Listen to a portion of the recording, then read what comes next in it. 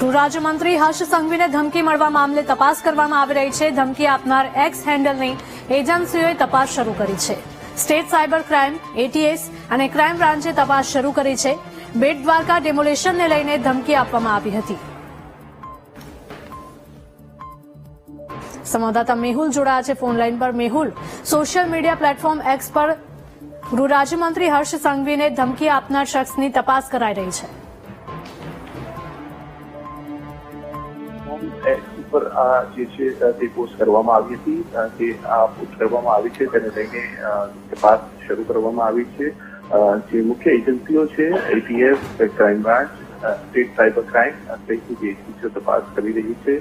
પગેરું મેળવવાનો પ્રયાસ થઈ રહ્યો છે કે આ જે પ્લેટફોર્મ જે છે તેના ઉપર આ જે બનાવવામાં આવ્યું છે અકાઉન્ટ, તે અકાઉન્ટ ધારક કોણ છે, કઈ જગ્યાએથી અકાઉન્ટ જે છે તે ઓપરેટ કરવામાં આવી રહ્યું છે અને તે ગુજરાતની અંદર છે કે બહારની અંદર છે તેની અંદર તપાસ કરવામાં આવી રહી છે. કેટલીક મહત્વની કડીઓ પોલીસને પ્રાપ્ત થઈ ચૂકી હોવાના પણ અહેવાલ પ્રાપ્ત થઈ રહ્યા છે.